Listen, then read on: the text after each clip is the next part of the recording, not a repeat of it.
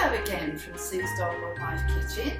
I hope you're having a good day. It's Good Friday today, and I hope you're not all going a bit mental with the staying indoors thing. And if you would like any hints and tips about gardening or anything like that, just let me know, because I'm starting my organic garden soon, which is what I've been doing all week. I've been preparing the ground, we've been moving loads of rubbish, and yeah, we've been very, very busy outside. But today I thought I would make some hot cross buns, because it is Good Friday and it's traditional to have hot cross buns on a Good Friday. So let's crack on, shall we, with the recipe today. So I just found this recipe on Google. I didn't want a very complicated one. You can make it quite complicated or simple. And this recipe also just has plain flour and not strong white flour, because I thought maybe at this time people might be finding it hard to get strong white flour, and it might be easier to be able to buy plain flour. So this recipe is with plain flour and not strong white flour. Okay, so, and it's quite a simple recipe. It's one of the most simplest ones that I've found. So a lot of them have loads of ingredients and stuff, but this one doesn't seem to have too much. It's not too complicated, so I thought I would do this recipe today. Okay, so here we go. So I'll just run through the ingredients for you first, so you know exactly what I've got on the table here. So to make 12 hot cross buns, you need 310 mils of milk. So in here I have 310 mils, and it says to warm the milk, so I'm actually going to warm it in this saucepan to warm it up. I'm not going to use the microwave. I'm going to try and stay away from using the microwave. Yeah. And then we need 60 grams of caster sugar, which I put on this plate, which I sieved, by the way, because it was a bit lumpy. And then you need 7 grams of dried active yeast, which I've put in this little pot already to go. And then you need 1 teaspoon of salt, which I have in here. Then you need 1½ teaspoons of cinnamon, which I've got in here, which is this one here, cinnamon. And then you need 1 teaspoon of allspice, which is also in here, which is this one here. And then you need ½ teaspoon of ground nutmeg, which is this one here, okay? So they're all in this little pot mixed together, okay? And then you need 60 grams of butter, which is here, which I'm going to melt a bit, because it needs to be quite soft for when you do the breadcrumb bit. And then you need 250 grams of raisins or sultanas or dried mixed fruit. I'm using dried mixed fruit because I do like the orange and the orange and the lemon zest in dried mixed fruit in currant buns, okay? Which that's what these are. And then you need 2 eggs. Oh, it's the only thing I have 2 eggs here. Sorry. These are Welsh eggs that I just bought up the road, so I'm going to use these Welsh eggs today. And then you need some kind of marmalade or apricot jam. If you haven't got apricot jam or marmalade, any kind of, like treacle or anything like that, like golden syrup or something like that, if you just melt it in the microwave quick and then just coat it on the top of your currant buns, the ends, that is. Alright, so that's not urgent. And I have a little trick for you later, which I've invented myself to do the crosses. So look forward to that bit. That'll be coming later when we've finished. Actually, when we've done the buns and we put the crosses on the top, I'll show you my little trick that I've because I hate waste, okay? So I don't like wasting anything. So, and in this time of this staying indoors and having to use stuff, I think most people should really think about waste and what they waste and how much rubbish they put in their bins. And with all those plastic containers and stuff, could you do something with them? So you will find useful things to do with most containers that you have kicking around your house. Don't throw them all in the bin. Try and reuse things as much as possible. Oh, whoa, whoa. Whoa, whoa, whoa, whoa. Some big bug. Hello again, Sue here from Sue's Dog Life Kitchen. Sorry about that, I just got interrupted by a hornet. just appeared in the kitchen and was trying to get out. So we just opened the window and away he flew. I've got the net thing across there now, so nothing can get in. But anyway, these things happen. We need bugs, by the way. Anyway, so where was we? So we've done all the ingredients now, haven't we? So now what I need to do is the process of putting it all together. Okay? So that's it. Right, so let's have a look. Sorry, I've got all these bits of paper because I wrote it all down on there. Right, so to start off with, we're going to whisk milk, sugar and the yeast together. Okay? So I've got my thing. I need to warm up the milk first. Okay, so I'll warm up the milk in here. So you just want it like, obviously because you want the yeast to be active. Could be taking a couple of days. Hello again. Sue back again from the Dog Broth Life kitchen. So I have my milk here that I've just warmed, literally it's like my finger temperature. So I'm going to put this in this bowl along with the yeast and the sugar. Okay, so that's the yeast, milk and the sugar all in together. And give that a whisk. And then you're going to leave it to one side to froth up. Just going to quickly whisk it like so.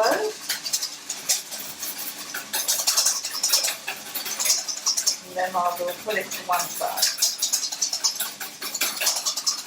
And that's that done. Okay, so I'll leave that there. Right, and the next stage is to sift the flour, which I've already done by the way. I already sifted the flour. And the other dry ingredients apart from the eggs. Okay, so the other dry ingredients, so like all the spices and the salt, that is, mix those together. Then you're going to put in your raisins. Okay, so just mix them together. So that's the spices and the salt mixed into the flour, okay? Oh, it smells really, really nice. All those nice spices. And then mix in your fruit. So mix in your dried fruit then, okay? So mix that in. And then you're going to put in your... Hello again. Then you're going to put in your butter.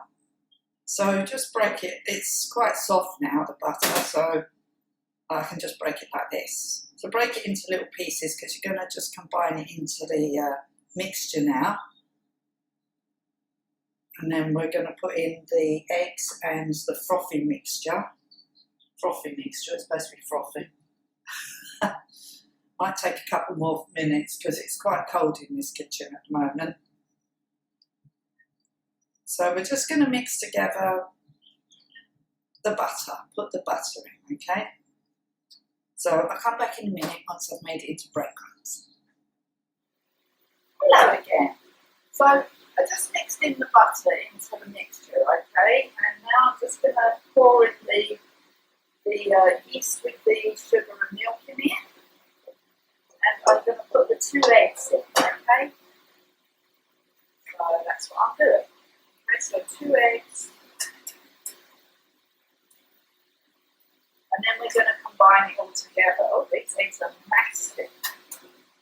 These are very large. Look at the size of that one. They're huge. It's a free-range mutton roast. Anyway, so I'm going to just mix this together now.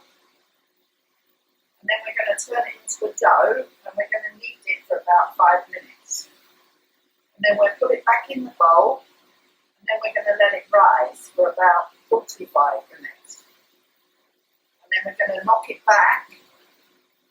And then you could add some different ingredients if you want. Like if you wanted to put chocolate chips in some of it, you could.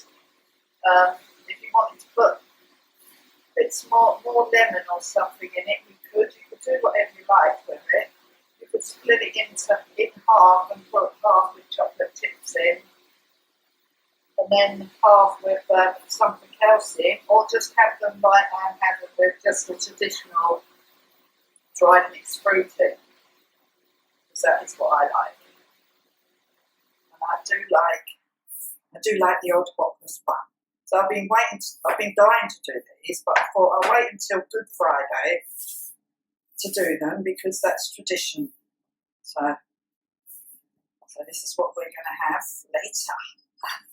And obviously these will be a lot more filling than your normal buns you buy in the shop. Okay, much nicer to run yourself. Much nicer to make it yourself. Good try, Brian. I think that they grow. So I'm going to put some flour on the board now, or my worktop, and I'm just going to take it out of the bowl and start getting it into a bowl. Okay, so we're just going to get it out. Just get it all out. I haven't got a spatula now, I broke it. I don't know if you saw that video where I broke the spatula the other week. That was quite funny. I haven't replaced it yet. Never mind. We can use our fingers. That's enough. That'll do. So just gather it together with your fingers first till it starts coming together. And try and get it off your fingers. This is great fun if you've got children. Get them in on this. Or anybody that wants to have a bit of fun cooking. Just make some nice hot cross buns today. This is making 12 apparently. The amount of ingredients I've got here is for 12. So once you start getting it together, you can start kneading it. It's very simple really, it's not that complicated to make. You can make really complicated ones. Ones take loads of ingredients, I've noticed.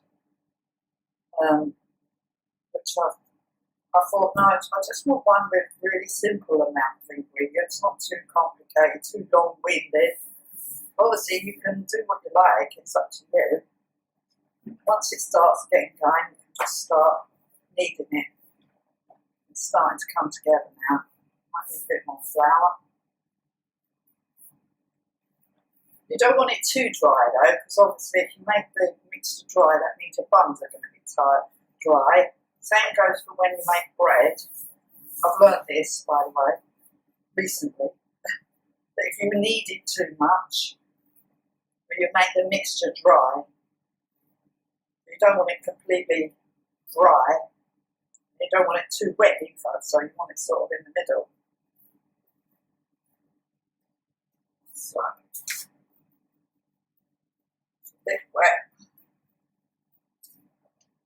So I hope you're not going too mental where you are. That you're coping all right in this weird world that we're now living in right now. Strange. But still, we can do some nice cooking videos. Hopefully you learn something new about things. Food. It's nice to keep people informed. Oh, okay. Still a bit wet. Running out of flour. I have to stop and get another bag.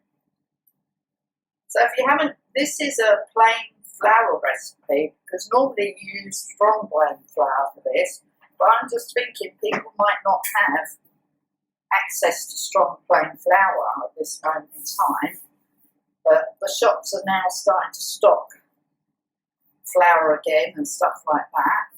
As long as people don't go mad and buy hundreds of bags, so there's none for anybody else. If people just keep calm and just buy what they need, you are actually allowed to go to the shop. I can go to my local shop, and she started supplying bags of flour where she's just put it in smaller bags. She's just like putting it in like from a great big bag, and she's putting it into small bags and selling it like that. So, you know, it's quite versatile. So a lot more shops might do that because they have access to large suppliers, you know, people that supply shops. And also they are a cafe as well normally. So obviously she can buy bulk bags of flour and she's splitting it up, like weighing it and splitting it into just small bags and putting a price on it. Really cool, I thought. But I don't need any flour at the moment. I'm alright for flour, but it's nice to know if I do need some, I can just nip up the road and get a small amount of flour. So it's quite cool. So anyway, I'm just going to grease this bowl back. Right, so once you've got your mixture all together, you've kneaded it for about 5 minutes, then you're just going to put it into a greased bowl, okay? And then you're just going to let it rise for 45 minutes or until it doubles in size.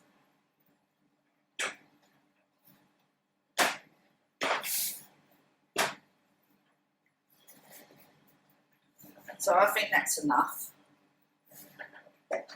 So I'm going to leave that now, just put it in a bowl, and I'm just going to grease this bowl, okay? So I've got this strange stuff that you use for cooking.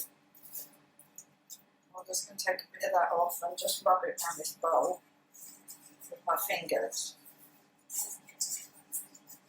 And you know what, you could use, you know, like the packets from the butter, you keep these, then what you do is you just tear off a bit, like so, and you use it to rub. And you can use this for cake tins, anything that you need to grease. Remember what I said, be versatile, reuse things as much as you possibly can, and this is really old fashioned. My mum used to do this. And she used to keep all her butter packets in the fridge in a pile, and then whenever she'd done any baking, you just use this and you just fold it and keep it until you need it again, or you can just leave it out on the side. So I've just got some there actually, and that's it. And I use this just for greasing, so I leave that out all the time as well, so I don't want it to go rock hard. And then you just throw that bit away, okay? And then put your mixture in there like so, and then put a damp tea towel. I just got to go and dampen it over the top. So I'm going to keep it on the top of my cooker here because my oven's on, ready to put the these in later. And my kitchen's quite cold if I don't keep the oven on, and there's nowhere warm for the mixture to rise. So I'll be back once it's risen and we've got to knock it back. Okay, so I'll see you again soon. Bye. Hi there, Sue here again from Sue's Dog Rock My Kitchen with the second part of the hot cross buns. So anyway, I've had my mixture rising on top of my cooker now for an hour. Oh, longer than 45 minutes. I didn't get back to it. But it's fine, it's been rising, so now we're going to knock it back. So we're going to put it on a floured surface. So, yeah, so it's nicely risen now. Look at that, I'm really happy with that. That's great. So we're just going to turn it out onto this board. And as you can see, none of it's stuck in the bowl, so that's a good sign. So we're going to knock it back a bit. And then we're going to turn it into the actual hot cross buns, and we're going to put them on a tray, and then we're going to let them rise again for another however long to make them double in size again. Okay? Oh wow, this mixture is amazing now. So that will do. So we don't want to knock it back too much. So there's our beautiful dough ball. It smells absolutely gorgeous, like fruity and yummy, just like it should. Okay, so I've got one of these trays that I'm going to use, so I'm using these trays. Okay, so I'm going to grease it with the same principle that I used earlier with my paper and my This is sort of like baking fat, baking like lard type stuff. Not lard, you know, margie type stuff. But I just use it for this actually. So then you just grease your tray. And then we're going to break it up into 12 balls or maybe more, depending on how big you want your hot cross buns, okay? And then we're going to let them rise again. So it's quite simple, it's just like making the mixture and then letting it sit around for ages, letting it rise. You can't let it rise too much, it just, you know, it won't, it doesn't matter how long you let it rise for. So I'm just going to break this in half first. Just like that. And then I'm going to turn each bit into 6 buns. 1, 2, or 8 buns. 3, 4, yeah, 6 in each bit. 5, 6 buns there. And 6 buns here. 1, 2, 3, or maybe 4, that's a bit big, 4, 5, 6, so there's 6 buns. I might just take a little bit off of that one, that looks a bit big, and put it on this little one here. So what I'm going to do is just put them in the flour here and just put them into bun shapes and roll them in a ball in your hand. Put them in a bun shape and then just put them on here. I might need another tray because obviously they're going to spread out, aren't they? They're going to double in size again. So when I look at them now, they're going to be much bigger than that. I might have to make them a bit smaller actually, because I'm thinking that once they double in size, they're going to be huge. I'd rather have smaller ones than great big ones.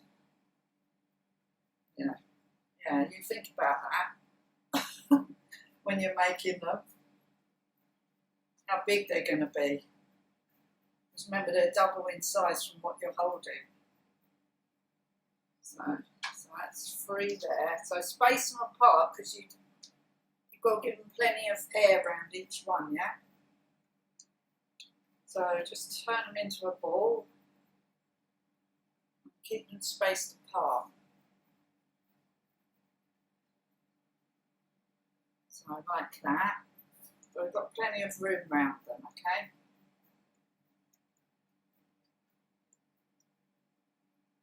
Because we're not knocking them back again, so this is it now.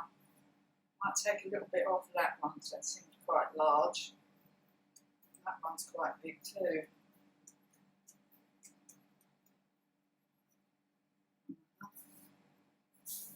I've not made currant buns before, hot cross buns before, so hopefully they come out nice. I think they'll be big. I might get another tray out because I don't want them all to sort of blend into one another. So I'm only going to put that many on there, so they've got plenty of room to grow like that. I'm going to space them apart really well. Right, so there's 9 on there, okay? I'm going to keep them back on my cooker because my cooker is really nice and warm. I'll get another tray out. Put the other 4 or 5 on there actually. So I'll put some more grease on this one with the same method. So remember to keep all your scraps of, you know, from your butter and stuff. Or you could just use a piece of parchment paper if you haven't got any block butter, if you don't use block butter. You could just use a piece of parchment paper. Do the same thing. And if you haven't got a piece of parchment paper, you could use a piece of foil. Just or a piece of kitchen roll, but only good quality kitchen roll, not one that falls apart. But you know, that's what I do. So I'm just going to put these 4 here. No, they'll be alright like that actually. Might take 2 off of there so they're more spaced out. So we've got 6 on each one. I just don't want them to sort of all go into one, if you know what I mean. I know it says to do the crosses and then you just go like this, but I'm not going to do that because I like doing things differently. And I'll show you my special gadget that I've got for my crosses to go on the top. Once these have risen, I'll show you. So look out for that shortly. Just space these out like that. So that's all our currant buns made. I'm just going to leave them on the cooker now to rise again. So I have to go and get another tea towel because obviously this one's dried out now as well. So, but it does keep them moist if you keep a damp tea towel on the top. Okay. So there we are. Right. So we'll come back once they've risen again, and then I'll show you my little gadget that I have for putting on the little crosses. Okay. So I'll see you again soon. Bye. Hello again. Sue back here from Sue's Dog Rob Hive Kitchen. And here are my currant buns, my hot cross buns. So I'm just going to show you. I have a little knack, right? So I saved this tomato sauce bottle, okay? And I haven't got a piping bag. Well, I have, but I can't bother to rig it up. It's so much fuss and bother, and then trying to put the stuff inside. So I'm going to use this. So inside here, I've mixed together some flour and water. This is my secret little thing that I just created this morning. So you've got to shake it up, obviously. But because it stands up, you know, like that, it's so simple to use, and it's just as good as a piping bag. So I'm going to put it on like that. So, you know, just keep things. Don't throw them away. Use your sauce bottle to make a piping bag. Oops. And just, if you put all these in a row, obviously like they do, it'd be a lot easier, but I like to be so different all the time, everything I do. I never like to conform. I'm a non-conformist. I like that. So just do this, and it's just like using tomato sauce. Use your squeezy bottle. And you could use this for icing. You could use the same for icing, okay? So you could fill it up with icing, and you could ice your cake with it, especially if you was putting someone's name on a cake. And if the bit you don't use, you can just store it in the fridge. Put the lid on and store it in the fridge. How easy is this? So you don't need any special piping bags or any gadgets or gizmos or anything. Just use a squeegee bottle. There. There. How easy was that? Oh, I missed that one. There. And you store it, okay? So there we have them. There's our hot cross buns ready to go in the oven. Okay, so I'm going to put them in the oven now. So you put them in the oven for 10 to 15 minutes and then change shelves apparently. And we'll see how they go, shall we? So I'll be back in a minute when they're done. Okay, bye. And show you the next process. Sue back here again from Sue's Old Broth Knife Kitchen. Wow, I am so happy with my hot cross buns. I mean, just take a look at that. I've literally just taken them out the oven and I've just got to coat them with this marmalade, which I've heated up in the microwave quick, and you've got to put it on while they're hot, and also while the marmalade's hot as well, because you want to get it on there with the marmalade to give them that shiny finish. Okay, that's what I'm doing right now, and you do this while they're still hot, so it sort of melts and they look golden and gorgeous and amazing. I am so happy with these hot cross buns. And if you want my gadget, oh, it's so cool. I mean, it's a tomato sauce bottle, and you just mix some water and flour in it, and it's so simple.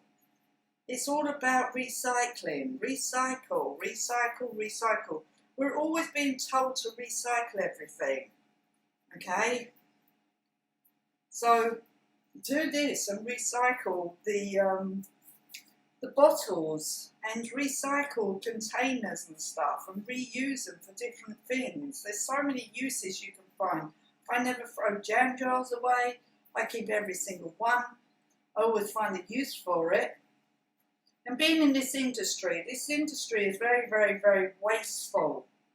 You know, the hotel industry, the catering industry, really wasteful. I hate waste, so whenever I can avoid it, I always, like with my staff, when I had staff, was telling them not to waste things.